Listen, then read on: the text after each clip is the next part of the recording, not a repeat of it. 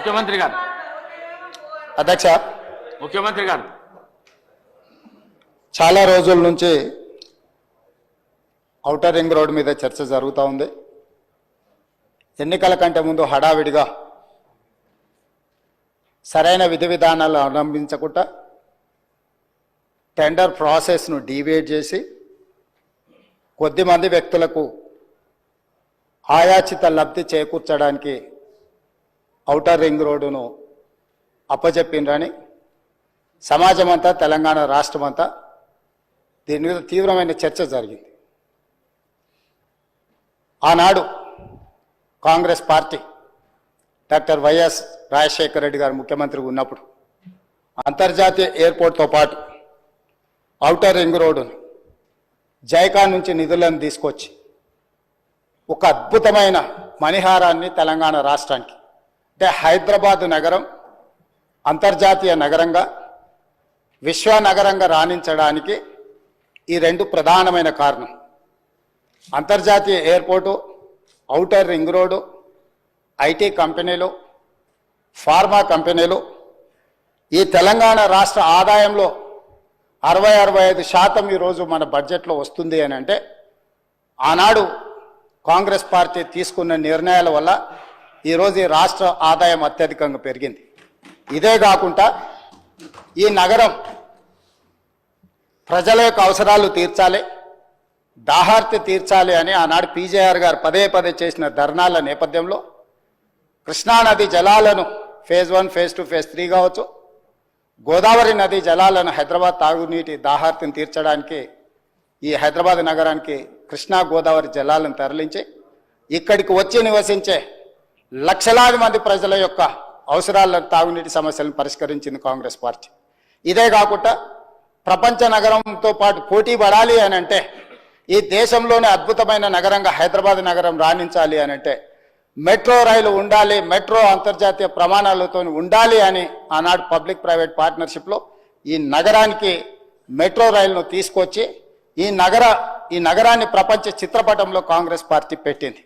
అంటే ఈరోజు ఈ నగరం అంతర్జాతీయ నగరంగా రాణించడానికి కారణం కృష్ణా గోదావరి నదీ జలాలు, ఔటర్ రింగ్ రోడ్డు, అంతర్జాతీయ ఎయిర్పోర్టు, మెట్రో రైలు, ఐటీ కంపెనీలు, ఫార్మా కంపెనీలు, శాంతి భద్రతలను కాపాడడం, మత సామరస్యాన్ని పెంపొందించడం, ఇలాంటి ఎన్నో విధానపరమైన నిర్ణయాలు, కఠినమైన నిర్ణయాలు, రోజుకు 24 గంటలు నిరంతర విద్యుత్తు, ఒక్క నిమిషం కూడా పరిశ్రమలకు విద్యుత్ కోతలు ఉండకూడదు, 100% రోజుకు 24 గంటలు, సంవత్సరానికి 365 రోజులు విద్యుత్తు సరఫరాను నిరంతరాయంగా అందించినప్పుడే ఈ నగరానికి ప్రపంచ స్థాయి పెట్టుబడులు వచ్చి, పరిశ్రమలు వచ్చి ఈ నగరం అభివృద్ధి చెందుతుంది.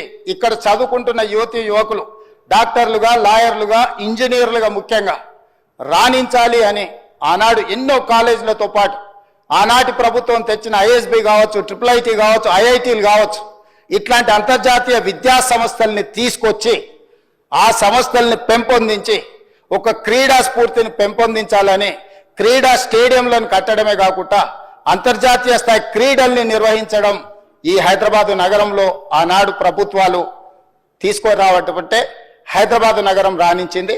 అందుకే ఈరోజు మనము 2 లక్షల పైచిలకు కోట్ల బడ్జెట్కు చేరినామంటే ప్రధానమైన ఆదాయం ఇదే. వీటితో పాటు జలయజ్ఞంలో భాగంగా తెలంగాణ రాష్ట్రం ఎడారిగా మారిపోతుంది.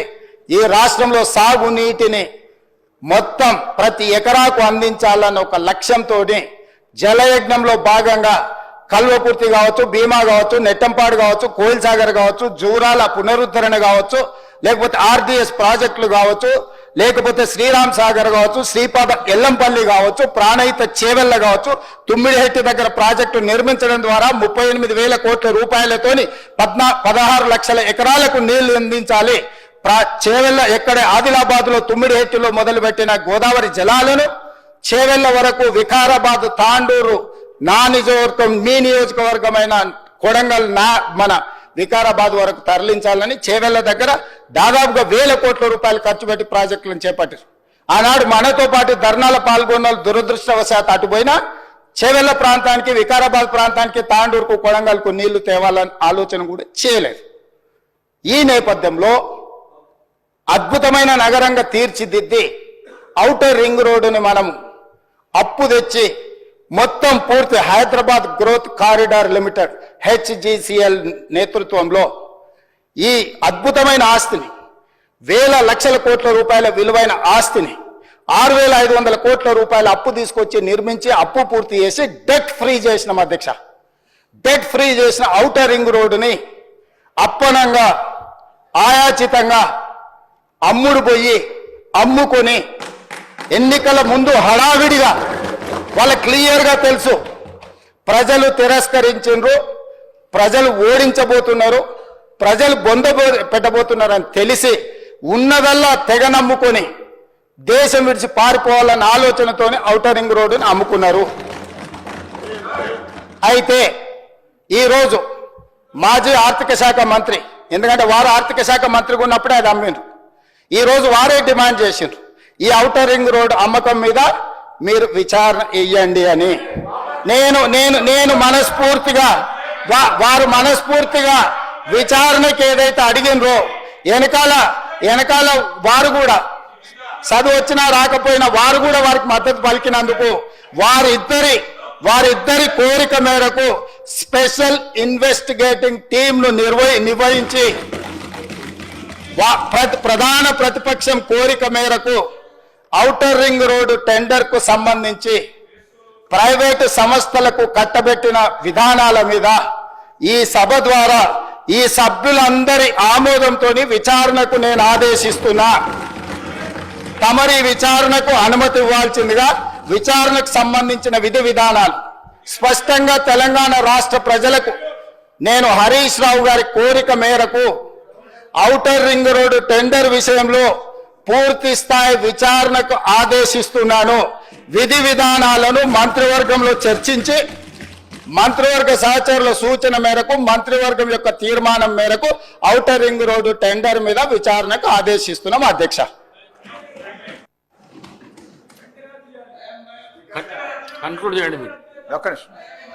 నేను వాళ్ళకి బోను కానీ సార్ రికార్డులు వెరిఫై చేస్తే మీకు తెలుస్తుంది. నేను ఎక్కడ కూడా విచారణ వేయమని అనలే. అక్కడ నుంచి బట్టి గారు లేచి వి వెల్కమ్ విచారణ, దానికి మేము వెనకకు పోము, వి వెల్కమ్. కానీ విషయం చెప్పదలుచుకున్నా అంటే ఎంత కన్వీనియంట్ గా ముఖ్యమంత్రి గారు మాట మారుస్తారు అనేది రాష్ట్ర ప్రజలకు మీకు రికార్డులు చూస్తే తెలుస్తుంది.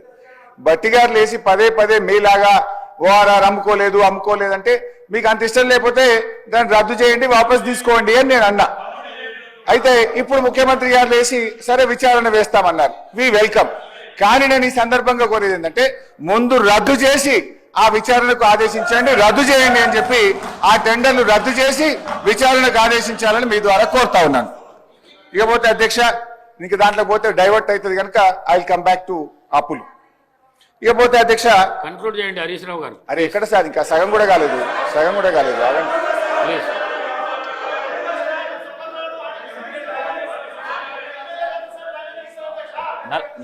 నలభై నిమిషాలు మాట్లాడండి.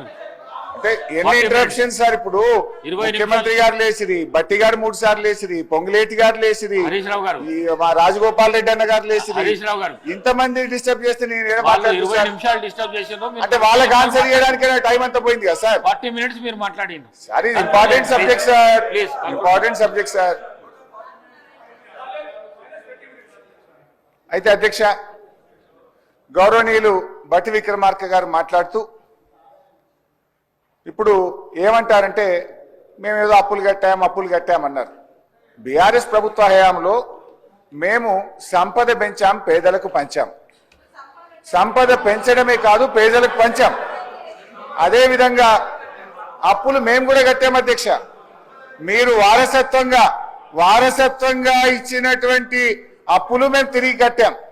మా ప్రభుత్వ హయాంలో చేసిన అప్పులు కూడా తిరిగి కట్టాం. మా 9.5-10 ఏళ్ల పాలనలో దాదాపు 3 లక్షల కోట్ల రూపాయల అప్పులు మిత్తిలు బీఆర్ఎస్ ప్రభుత్వం తిరిగి చెల్లించింది. మేము అప్పులు కడుతున్నామని మీలాగా 6 గ్యారెంటీలు ఎగబెట్టడమో 13 హామీలు 400 హామీలు బీఆర్ఎస్ పేరు చెప్పి తప్పించుకునే ప్రయత్నం మేము మీలాగా చేయలే. మేము ఆనాడు కాంగ్రెస్ పేరు చెప్పి మేము తప్పించుకోలే. కానీ మీరేమో బీఆర్ఎస్ పేరు చెప్పి అప్పుల పేరు చెప్పి 6 గ్యారెంటీలను ఎగవేయించాలని 6 గ్యారెంటీలు వాయిదా వేసే ప్రయత్నం చేస్తున్నారు. గౌరవనీయులు బట్టి విక్రమార్క గారు బాండ్ పేపర్ మీద సంతకం పెట్టించిండు. ముఖ్యమంత్రి గారి సంతకం బాండ్ పేపర్ మీద, బట్టి గారి సంతకం 100 రోజుల్లో 6 గ్యారెంటీలు అమలు చేస్తామని చెప్పి ఇవాళ ప్రజల్ని మోసం చేసింది కాంగ్రెస్ పార్టీ. ఏమైంది? మహాలక్ష్మి 2500 ఏమైంది? అవ్వాతాతల 4000 పెన్షన్ ఏమైంది? రైతు భరోసా 15,000 ఏమైంది? విద్యార్థి భరోసా కార్డు 5 లక్షలు ఎక్కడ పోయింది? 100 రోజులు కాదు 365 రోజులైనా మీ గ్యారెంటీలు అమలు కాక ప్రజల్లో వెళ్ళలేక రోజు రోజుకు మీ గ్రాఫ్ పడిపోతున్న పరిస్థితి ఉంది. సో మేము ఆ రోజు 10 ఏళ్లలో దాదాపు 3 లక్షల కోట్ల అప్పులు తిరిగి చెల్లించుతూనే మేము ఎన్నికల్లో హామీ ఇవ్వకపోయినా 73,000 కోట్ల రూపాయలు రైతు బంధు ఇచ్చాం. దాదాపు 6,000 కోట్లు రైతు బీమా ఇచ్చాం. ఇలా ఎన్నికల్లో హామీ ఇవ్వకపోయినా 11,000 కోట్ల రూపాయలు కళ్యాణ లక్ష్మి పథకం కింద ఇచ్చాం. మీరేమన్నారు? కళ్యాణ లక్ష్మికి తులం బంగారం కలుపుతామన్నారు. ఏడాది అయిపోయినా తులం బంగారం అయితే ఇంకా వస్తున్నటువంటి పరిస్థితి లేదు. ఇకపోతే అధ్యక్ష, బట్టిగా చెప్పినటువంటి ఆర్బీఐకి పోదాం. సరే, వైట్ పేపర్ ఒకటైతే క్లియర్ అయిపోయింది. వైట్ పేపర్ లో బీఆర్ఎస్ అప్పు 4,17,000, కాంగ్రెస్ అప్పు ఏడాదిలో 1,27,000. This is clear. ఇక now I will come to RBI. ఇక ఆర్బీఐకి వస్తే, ఇది రిజర్వ్ బ్యాంక్ ఆఫ్ ఇండియా అనేది దేశంలో అత్యున్నతమైన సంస్థ. ఆర్బీఐ చెప్తున్న అనేక విషయాల్లో ఇవాళ ఇవన్నీ కూడా రికార్డ్స్ కూడా ఉన్నాయి. గౌరవనీయులు వారి దగ్గర బుక్ కూడా ఉంది. కావాలంటే పేజ్ వైజ్ కూడా నేను వారికి పంపిస్తాను, పేజ్ నెంబర్ కూడా చెప్తాను. ఆర్బీఐ రిపోర్టు 10 ఏళ్ల బీఆర్ఎస్ పాలనలో కొన్ని విషయాలు చెప్పింది. అన్ఎంప్లాయ్మెంట్ రేట్ 2013-14లో ప్రతి 1000కి 65 ఉంటే మేము దిగిపోయే నాటికి అది 35కు తగ్గించాం. అన్ఎంప్లాయ్మెంట్ ఇన్ అర్బన్ ఏరియాస్ ప్రతి 1000కి 94 ఉంటే మేము దిగిపోయే నాటికి దాన్ని 73కు తగ్గించాం. పావర్టీ ఇండెక్స్ మేము అధికారంలోకి వచ్చిన నాడు 13.18% ఉంటే మేము దిగిపోయే నాడు 5.88%. అదేవిధంగా పర్ క్యాపిటల్ ఇన్కమ్ 3,56,564కు 1,24,000 నుంచి పెంచాం. జిఎస్డిపి 4,08,000 నుంచి 15 లక్షల కోట్లకు పెంచాం. అగ్రికల్చర్ జీవీఏ 47.9 కోట్ల నుంచి 1,02,000 కోట్లకు పెంచాం. మ్యానుఫ్యాక్చరింగ్ జీవీఏ 57,000 కోట్ల నుంచి 1,23,000 కోట్లకు పెంచాం. ఇండస్ట్రీ జీవీఏ 1,02,000 నుంచి 2,45,000 కోట్లకు పెంచాం. Gross sown area in 1000 hectares 6,288 నుంచి 9,278కి పెంచాం. Net irrigated area in 1000 hectares 2,289 నుంచి 3,866 హెక్టార్లకు పెంచాం. రైస్ ప్రొడక్షన్ ఇన్ 1000 టన్స్ 5,755 నుంచి 3 అంతలకు పైగా 16,874 కోట్లకు పెంచాం. Food grain production in 1000 tons 9,142 నుంచి 20,276 టన్స్ కు పెంచాం. క్యాపిటల్ ఇన్వెస్ట్మెంట్ 90,71,000 కోట్ల నుంచి 1,87,82,000 కోట్లకు పెంచాం. ఓన్ ట్యాక్స్ రెవెన్యూ 29,000 నుంచి 1,31,000 కోట్లకు పెంచాం. Per capital availability of power 1,151 kilowatt hour నుంచి 2,398 కిలోవాట్ అవర్ కు పెంచాం. క్యాపిటల్ ఎక్స్పెండ్ ఇంకా చాలా ఉన్నాయి సార్.